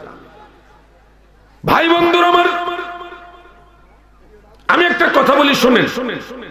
আমাদের দেশে একজন বক্তা আছে, হয়তো আপনারা অনেকে ওনাকে ভালোবাসেন। তার নাম হলো হাফিজুর রহমান সিদ্দিকী, কুয়াকাটা। হাফিজুর রহমান ওনার নাম। উনি বলেছেন, ইয়া নবী সালামু আলাইকা, এটা কোন জয়ীফ হাদিসে থাকলে দেখা, কোন জয়ীফ হাদিসও নাই, এরকম উনি বলছেন। চ্যালেঞ্জ করছে উনি, আপনারা দেখবেন। তখন আমি একটা মাহফিলে বলেছিলাম যে ইয়া নবী সালামু আলাইকা, এটা যদি জয়ীফ হাদিস খুঁজো, হাদিসে হুবহু এইভাবে আছে কিনা। তখন আমি প্রসঙ্গক্রমে তার নামটার ব্যাপারে বলেছিলাম, হাফিজুর রহমান। এই নামটাও তো বাহ্যিক করতে শিরকে বলা, কারণ হাফিজু ইসমে ফাইল, সংরক্ষণকারী। রহমান আল্লাহর একটা সিফতি নাম। হাফিজুর রহমান, রহমানের সংরক্ষণকারী। বাহ্যিক দিকে, বাহ্যিক বিবেচনায় কোন ধরনের তাবিল বা নাহুর কায়দা বাদে, কোন ধরনের ব্যাখ্যা বিশ্লেষণ ছাড়া যদি হুবহু হাফিজুর রহমান এই নামটা নেওয়া হয়, তাহলে তো নামের অর্থই হইতেছে রহমানের রক্ষাকারী। বলেন, আল্লাহর রক্ষাকারী কি কোনো বান্দা হইতে পারে? তাহলে তো বাহ্যিক অর্থে নামটাই শিরক। আপনি যদি নাহুর কায়দা আনেন যে ইসমে ফাইল অনেক সময় মফউলের অর্থ দেয়, ব্যাখ্যা করলেন আপনি, সরাসরি তার নামের অর্থ করতে পারছেন না, গ্রামার খাটাইতেছেন, খাটাইয়ার নাম ঠিক করতেছেন। আপনি কি ওইখানে গ্রামারটা দেখছেন না যে ইজা কালা ইয়া রাজুলু ফামানাহু কামানা ইয়া আইয়ুহার রাজুল, যখন কেউ বলে ইয়া রাজুলু, রাজুলু নাকেরা, ইয়া নেদা, নেদা আর নাকেরা যদি নেদা দ্বারা মুনাদা হয় তখন এটা মারেফা হয়। ইয়া রাজুলু কেউ যদি বলে তখন ফামানাহু কামানা ইয়া আইয়ুহার রাজুল, এটার মানা হয় ইয়া আইয়ুহার রাজুল। ঠিক এই গ্রামারের এই কায়দায় ইয়া নবী আসল মে ইয়া আইয়ুহান নবী, ইয়া রাসূল মূলত ইয়া আইয়ুহার রাসূল, ইয়া হাবিব এটার মূল হলো ইয়া আইয়ুহাল হাবিব। গ্রামারে ইয়া নবী মূলত ইয়া আইয়ুহান নবী। গ্রামারে তুমি এইটা ঠিক বোঝো না, তো তুমি গ্রামার খাটায় হাফিজুর রহমানকে মাহফুজুর রহমান বানাও কেন? এইটা বুঝো, সেটা বুঝোস না। যদি ইয়া নবীকে গ্রামার দিয়া ইয়া আইয়ুহান নবী না মানো, ঠিক তাহলে ইয়া নবীকে ইয়া আইয়ুহান নবী যদি গ্রামারের ব্যাখ্যা দিয়া না মানো, তাহলে হাফিজুর রহমানকে গ্রামারের ব্যাখ্যা দিয়া মাহফুজুর রহমান মানা যাবে না। এইটা মানলে এটাও মান, এটা জায়েজ, এটা না জায়েজ কেন? গ্রামার তুই হেনে লাগাস, হেনে গ্রামার দাওস না, কানার দ রাসূলের সালামের ব্যাপারে তোর গ্রামার নাই, মানে গ্রামারের ব্যাখ্যা ছাড়া হাদিস সুজো, হাদিস লাগেনি। ইয়া আইয়ুহান নবী কুরআন কারীমে আসেনি, আলেম ভাইরা ইয়া আইয়ুহান নবী কোরআন শরীফে আসেনি, বহুবার আছে কোরআন শরীফের বহুবার ইয়া আইয়ুহান নবী এই সম্বোধনটা আছে। এই ইয়া আইয়ুহান নবীটাকে গ্রামার নাহুর কায়দায় মানে লিকাসরাতিল ইস্তেমাল অধিক পরিমাণে ব্যবহার কারণে বলা হয় ইয়া নবী। এটা গ্রামারের নিয়ম। গ্রামার হেমনে বুঝো, এমনে বুঝো না, বুঝবি পাগলা। রাসূলুল্লাহর বিরুদ্ধে তোরা কলম ধরেছিস, রাসূলুল্লাহর সালাতু সালামের বিরুদ্ধে অবস্থান নিয়েছো, ময়দানে হাসরে বুঝবা তোমার কোন নজদি বাবাই তোমারে বাঁচায়। সুন্নিরা গরিব হতে পারে, সুন্নিরা গুনাহগার হতে পারে, সুন্নিরা অর্থনৈতিকভাবে দুর্বল হইতে পারে, কিন্তু সুন্নিদের বুক ভরা আশা মদিনার কামনে বলা নবী আমাদের সুপারিশ করবে ইনশাআল্লাহ।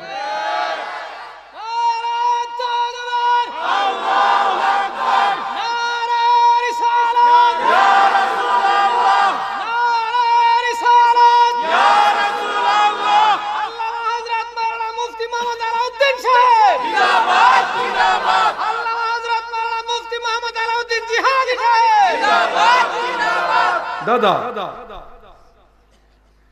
এটা কি বাড়ি না জমি? এই জমির মালিক আছে না? যে মালিক সে যদি বলে এই জমির মালিক আমি, শিরিক হবে? সে তো মালিক। আল্লাহর একটা সিফতি নাম হইল মালিক, ঠিক না? এখন যদি কেউ বলে আমিও জমির মালিক, শিরিক হবে? আল্লাহর সিফতি নাম তো মালিক আছে। এই ব্যাকরণে কেমনে বুঝাবেন? আল্লাহ হলো মালিকুল মুলক, মালিকুল মুলুক, মালিকুল মুলক, আর তুমি হইলে জমিনের মালিক, বাড়ির মালিক, গাড়ির মালিক, সম্পদের মালিক। এই মালিক এই মালিক না। ইমাম মালিক দিয়া হাফিজুর রহমানের দলিল দিস না ব্যাখ্যা। ইমাম মালিক আর আল্লাহ মালিক এক না, বহু মালিক আছে। এই জন্য এদেরকে কি দিয়ে বুঝাবো?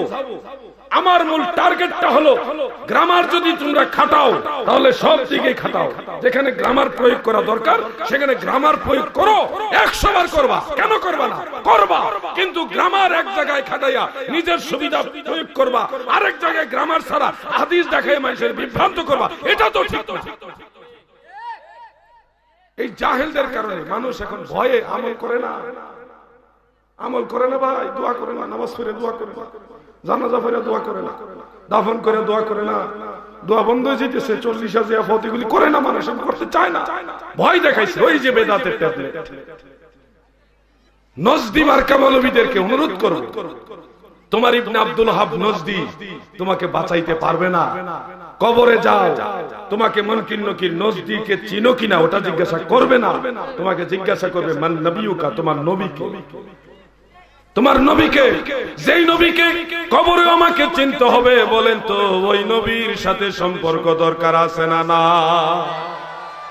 সেই নবীকে সম্পর্ক যদি সেই নবীর সাথে যদি সম্পর্ক আপনি করতে চান, সম্পর্ক নবীর সাথে গাঢ় করার জন্য, সম্পর্ক নবীর সাথে ঘনিষ্ঠ করার জন্য অন্যতম রাস্তা হলো সালাত ও সালাম, আমার নবীর দুরূদ এবং সালাম। কথা ঠিক না বেঠে?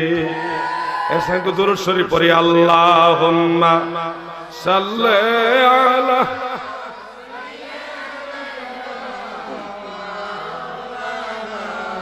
মুহাম্মাদ ওয়া আলা মা। তুমি আল্লাহর প্যারা হাবিব, তোমার সাথে তুলনা কার, তোমার মতো আরশ ভ্রমণ করে নাই কোন পয়গম্বর। আল্লাহুম্মা জোরে সাল্লে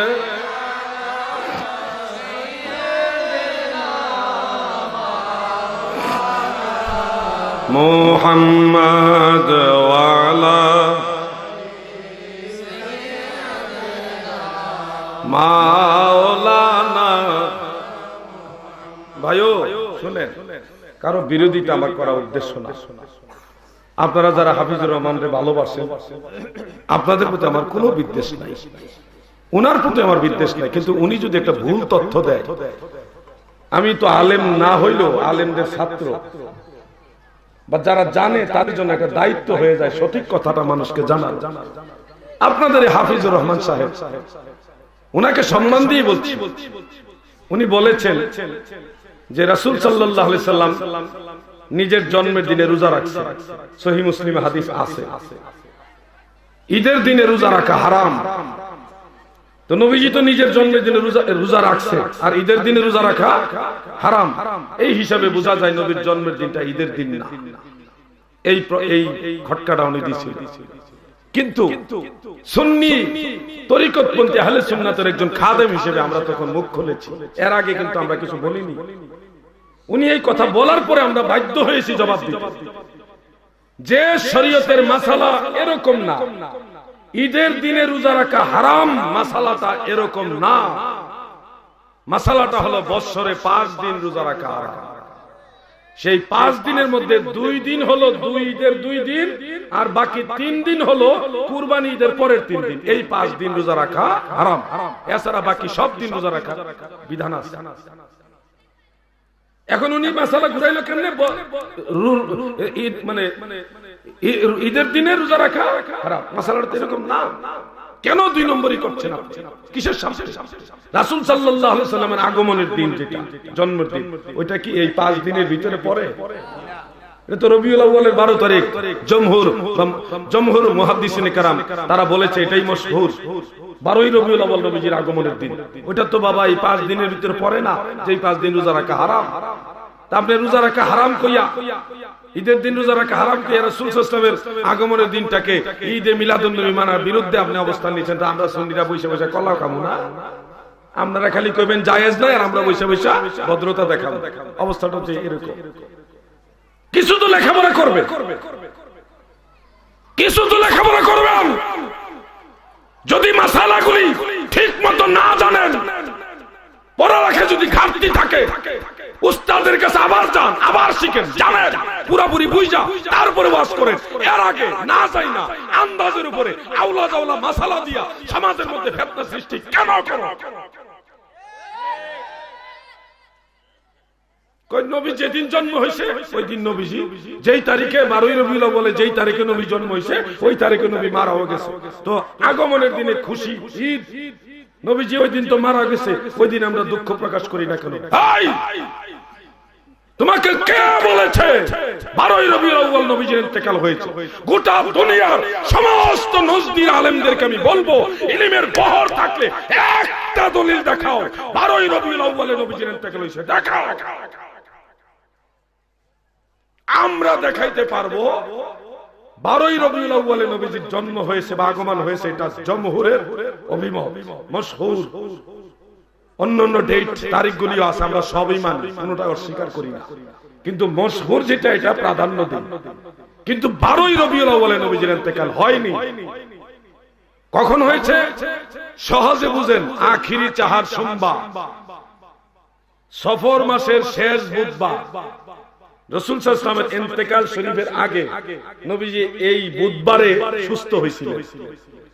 সুস্থ হওয়ার পরে আবার অসুস্থ হয়ে পরে সোমবারে নবীজি ইন্তেকাল হয়েছে, মঙ্গলবার বুধবারে নবীজির দাফন হয়েছে। একেবারে প্রসিদ্ধ ইতিহাস। আপনারা বলেন, সফর মাসের শেষ বুধবার নবীজি সুস্থ হয়েছে, এর পরের বুধবারেই নবীজির দাফন হয়ে গেছে। সোমবারে ইন্তেকাল হয়েছে, বুধবারে দাফন হয়েছে। আপনি হিসাব করেন তো, সফর মাসের শেষ বুধবার যদি সফর মাসের কথার কথা 29 তারিখও ধরেন, 29 তারিখে সফর মাসের 29 তারিখে হইল বুধবার নবীজি সুস্থ হয়েছে। এরপরে ধরলাম 29 মাস, পরের দিন 1 তারিখ, কথার কথা। তাইলে বৃহস্পতিবারে 1, শুক্রবারে 2, শনিবারে 3, রবিবারে 4, সোমবারে নবীর ইন্তেকাল হয়েছে। তাহলে 5 তারিখে নবীর ইন্তেকাল, একবারে লাস্টটা দইরা লাস্ট হিসাবে রবিউল আউয়ালের 5 তারিখে নবীজির ইন্তেকাল হয়, একেবারে লাস্ট 5 তারিখে না। মুহাদ্দিসিনে কেরাম অনেকে বলেছে 3 তারিখ কিংবা 4 তারিখ, কেউ কেউ 2 তারিখের কথা বলেছে। রাসূলুল্লাহর ইন্তেকাল শরীফ রবিউল আউয়ালের 2, 3, 4 এই ডেটের মধ্যে হয়েছে। 12ই রবিউল আউয়াল না, ইবনে মুলাক্কিন রাহমাতুল্লাহ আলাইহির বদরুল মুনির পড়ো, ইমাম ইবনে হাজার মক্কি রাহমাতুল্লাহ আলাইহির আশরাফুল ওয়াসাইল আলা ফাহমিশ শামাইল কিতাবগুলি পড়ো। লেখা নাই, পড়া নাই, বেদাত, জায়েজ নাই, নাজায়েজ নাই। তোমরা যেমনে মনে সেমনে কথা বলবে, আর আমরা চুপচাপ বসে ভদ্রতা দেখাবো। সুন্নিদের অভ্যাসে কখনো আক্রমণ করে প্রথম দিকে আক্রমণ করার অভ্যাস নাই, বরং সুন্নিদের উপরে যখন ফতোয়া দ্বারা বিভিন্নভাবে আক্রমণ করে তখন সুন্নি আলেমরা মুখ খোলে। আমরা প্রায় সময় বলি থাকি, খাই যাইয়া ভালো শরীর চুলকাইয়া শরীর নষ্ট করার অভ্যাস সুন্নিদের নাই। তবে কেউ যদি খাই যায় শরীর চুলকাইয়া শরীরের চামড়া নষ্ট করে হাই পাওয়ারের অ্যান্টিবায়োটিক মলম লাগে, এটা ঠিক করে দিতে পারে সুন্নিরা। আমার কথাগুলি একটু শক্ত হলেও মনে কষ্ট নেবেন না। আমি চাই আপনারা আল্লাহ রাসূলের পথে থাকেন, মদিনাওয়ালার পক্ষে, আহলে সুন্নাত ওয়াল জামাতের পক্ষে থাকেন, আমল করেন, আমল বাদ দিয়েন না। ভাই ভাইকে খাওয়ান, প্রতিবেশীকে মেহমানদারি করেন, মা বাবার জন্য সন্তান দোয়া করেন, প্রতিবেশীর জন্য দোয়া করেন, সবাই সবার জন্য দোয়া করেন। বাবাজি, আমি চাই নবীজিকে নিজের জীবনের চাইতে বেশি ভালোবাসেন। আমার নবীর ভালোবাসাটাই হলো ঈমান।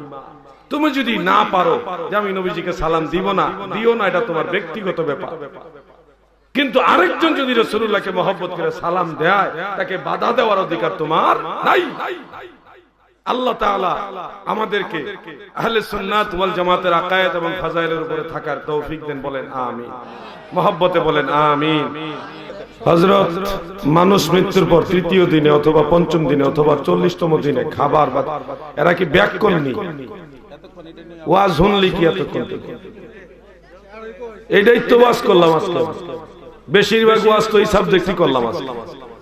নাকি আপনারা বুঝতেন তো ওয়াজ নাকি? মানে প্রশ্নকারীকে ব্যাককল বলছি, আমি আপনাদের বলি নাকি। নামাজের পর হাত তুলে দোয়া করা শরীয়ত সম্মত কিনা? অবশ্যই শরীয়ত সম্মত, বরং মুস্তাহাব পর্যায়ে সুন্নাত। নামাজের পরে দোয়া কোরআনে আছে, হাদিসেও আছে। আল্লাহ রাসূল নিজে নামাজের পরে হাত উঠায় দোয়া করেছেন। তাফসীরে ইবনে কাসিরে সূরা নিসা এর 97 থেকে 100 নম্বর আয়াতের তাফসীরে একটা হাদিস উল্লেখ, হাদিসের সনদের মান হাসান। তাফসীর ইবনে আবি হাতিম থেকে উল্লেখ রয়েছে। আলিয়া মাদ্রাসায় কামেলে তাফসীর বিভাগে কিতাবটা পড়ায়, দেড় ব্যাটারি মৌলবী কিতাব পড়ছেন, সেখানে কিতাব হাদিসটা উল্লেখ রয়েছে। আন আবি হুরায়রা রাদিয়াল্লাহু আনহু قال كان النبي صلى الله عليه وسلم رفع يديه بعد ما سلم وهو مستقبل القبلة الى اخر الحديث। হযরত আবু হুরায়রা রাদিয়াল্লাহু আনহু বলেন, আল্লাহ রাসূল যখন নামাজের সালাম ফিরাইতেন, সালাম ফিরাইবার পরে কিবলামুখী হইয়া দুই হাত উঠায় দোয়া করতেন। তাহলে এইভাবে অনেক হাদিস আছে, আমি শুধু একটা হাদিস শোনালাম, যে মানবে সে একটাই মানবে, আর যে মানবে না হাজার দলিল দিল মানবে না। আল্লাহর রাসূল নামাজের পরে হাত উঠায় দোয়া করছে, অতএব এটা কি জায়েজ হবে না নাজায়েজ হবে? নামাজে হাত বাঁধার বিধান কি? এরপরে নারী ও পুরুষ কিভাবে কোথায় হাত বাঁধবে? নামাজে হাত বাঁধার বিধানটা পুরুষের জন্য ফিকহে হানাফির দৃষ্টিতে আমরা সহিহ বুখারীর ওই হাদিস, যেটা 1198 নম্বর হাদিস, সহিহ বুখারী 1198 নম্বর হাদিসের তরজমাতুল বাবের মধ্যে ইমাম বুখারী রাহমাতুল্লাহ আলাইহি উল্লেখ করেন, ওয়া ওয়াদা আলী রাদিয়াল্লাহু তাআলা আনহু কাফাহু আলা রুসদিহিল আইসা, যেটা মুসনাদ আহমদে সহিহ ইবনে হিব্বান, সহিহ ইবনে খুজাইমা আর অনেক কিতাব উল্লেখ রয়েছে। ওয়াইল ইবনে হুজুর বলেন, রাইতু রাসূলুল্লাহি সাল্লাল্লাহু আলাইহি ওয়াসাল্লাম, আমি আল্লাহর রাসূলকে দেখেছি, ফাকামা, তিনি দাঁড়ালেন, ফাকাব্বার, এবং তাকবীর দিলেন, কানের লতি পর্যন্ত হাত উঠালেন, সুম্মা ওয়াদা ইয়াদাহুল ইউমনা আলা কাফিহিল ইউসরা, নবীজি অতঃপর নামাজে বাম হাতের কবজির উপরে ডান হাত ধরতেন। তাহলে এখানে বিধান হচ্ছে বাম হাতের কবজিকে ডান হাত দিয়ে ধরেন, বাম হাতের কবজিকে রাসূল সাল্লাল্লাহু আলাইহি ওয়াসাল্লাম ডান হাত দিয়ে ধরতেন, আপনিও বাম হাতের কবজিকে ডান হাত দিয়ে ধরেন, দুইটা উপরও ঠেলা দিয়েন না, নিচেও ঠেলা দিয়েন না, স্বাভাবিক ছেড়ে দেন, কোন ঠেলাঠেলি করেন না, উপরও ঠেললেন না, নিচেও ঠেললেন না, কবজি ধইরা ছাইরা দেন, যেখানে যায় দেখবেন ওইটাই আমরার বাপ দাদা এইভাবে নামাজ পড়ে গেছে। এটাই সুন্নাত পুরুষ আর মহিলাদের ব্যাপারে ফুকাহায়ে কেরাম আহলে সুন্নাত ওয়াল চারো মাযহাবের ফুকাহারা বলেছে যে ওয়াকুমু লিল্লাহি কানিতিন, কুরআন কারীমের এই আয়াতাংশ যে আল্লাহর দিকে তোমরা বিনয়ের সাথে দাঁড়াও। তো পুরুষ লোক তাদের জন্য লজ্জা স্থানের দিকে লক্ষ্য করে বিনয় সবচেয়ে বেশি ভালো হয় নাভির নিচে হাত ধরলে, আর মহিলাদের লজ্জা স্থান এই বুকের উপরে হাতটা বাঁধলে ওই যে কুমু লিল্লাহি কানিতিন, এবং তাদের লজ্জা স্থানের দিকে খেয়াল করে ফুকাহায়ে আহনাফ সহ ফুকাহায়ে আহলে সুন্নাত সবাই বলেছে মহিলাদের জন্য সুন্নাত হলো বাম হাতের কবজির উপরে ডান হাত ধরে বুকের উপরে রাখবে, কেননা এটাই তাদের জন্য অধিক লজ্জা স্থান ঢাকার মতো জায়গা। এই জন্য ফুকাহায়ে কেরাম এই দুইটা মাসালা ফায়সালা দিয়ে গেছে। পুরুষ লোক নাভির নিচে হাত ধরবে কেন? কবজিতে দইরা চাইরা দিলি নাভির নিচে জায়গা। আর মহিলাদের বিষয়টা সরাসরি আমি একটা আসার পেয়েছি, আসার একজন তাবেঈ মহিলা, তিনি বুকের উপর হাত দিয়ে নামাজ পড়ছেন, সেই হিসাবে সেই বিধায় আরো দুই একটা আসার থেকে সমর্থন পাওয়া যায় মহিলাদের বুকের উপর হাত বাঁধা। এই হিসাবে মহিলারা বুকের উপরে হাত বাঁধবে, এটা হলো সব ইমামদের একমতের ফতোয়া। কেউ যদি কোন মহিলা যদি বুকের নিচে হাত বাঁধে সেক্ষেত্রে নামাজ হবে, কোনো অসুবিধা নাই, এটা মহিলাদের ব্যাপার। কিন্তু পুরুষের মাসালা হলো নাভির নিচে হাত বাঁধবে। উলামায়ে আহলে সুন্নাতের হানাফি মাযহাবের প্রাচীন ফকিরা মহিলাদের হাত বাঁধার স্থানের ব্যাপারে কিছুই বলেন না, উপরে নিচে কোথাওই বলেননি, কিন্তু উলামায়ে মুতাআখিরিন শেষ যুগের আলেমরা এই বিষয়টা ফাইনাল একটা সিদ্ধান্ত দিয়েছে মহিলারা কোথায় হাত বাঁধবে। এজন্য চারো মাযহাবের ফুকাহায়ে কেরাম বলেছে মহিলাদের জন্য হাত বাঁধার উত্তম স্থান হলো বুকের উপরে, এটা তাদের লজ্জা স্থান ঢাকার জন্য উত্তম জায়গা। আর পুরুষের জন্য নাভির নিচে কেন? পুরুষের জন্য লজ্জাস্থান ঢাকার জন্য উত্তম জায়গা হলো নাভির নিচে, এই জায়গাটাই হলো উত্তম জায়গা। আর রাসূল সাল্লাল্লাহু আলাইহি সাল্লাম নাভির নিচে হাত বাঁধতেন, এই ব্যাপারে সহিহ হাদিসও আছে। বুকের উপরে নবীজি হাত বাঁধছে, এই হাদিসটা সহিহ না, এটা দুর্বল মুনকার। সাকারাতের সময় অনেক সময় মুখে পানি দেওয়া হয়, অনেকে বলে এটা দেওয়া যায় না, তারপরে মৃত ব্যক্তির পাশে বসে কোরআন পড়া যাবে কিনা? সাকারাত মানে মৃত্যুর যে যন্ত্রণার সময়ে মুখে পানি দেওয়া যাবে না, মানে অবশ্যই পানি দেওয়া যাবে, এটা একটা কঠিন সময়, ওই সময় তার মুখে একটু পানি দেওয়া ইসলামের নিষেধ না, আবার আদেশও না, কিন্তু এটা মানবিক একটা কারণ। আপনার সামনে একটা মানুষ কঠিন যন্ত্রণায় পানির পিপাসার মতো জিহ্বাটা বের করে রাখছে, আপনি পানি দিবেন না রে, আপনি তো এজিদ, আপনার মতো এজিদ আসেনি, একটু পানি দেন, ইসলামিক ব্যাপারে আদেশও নাই নিষেধও নাই, এটা মুবাহ। ফিকহের দৃষ্টিতে যেই ব্যাপারে সরাসরি আদেশও নাই আবার নিষেধও নাই, এটা হলো মুবাহ বিল ইত্তেফাক। এজন্য পানি দিবেন, এটা মানবিক এটা কারণ, অবশ্যই পানি দিবেন। মুমিনের মৃত্যু পানি দেখ আর না দেখ, মৃত্যুর সময় কপালটা ঘেমে যাবে, মুমিনের মৃত্যুর সময় কপাল ঘামে। আর বেঈমানের মৃত্যুর সময় কপাল ঘামে না, কিংবা ওই একটু কষ্ট বেশি বা যেভাবে হোক এটা আল্লাহ তাআলা ভালো জানে, আল্লাহু আ'লাম। কিন্তু পানি দিবেন। মৃত ব্যক্তির লাশের পাশে কোরআন তেলাওয়াত করা মুস্তাহাব। লাশের পাশে গোসলের আগে না, লাশটা গোসল দেওয়ার পরে।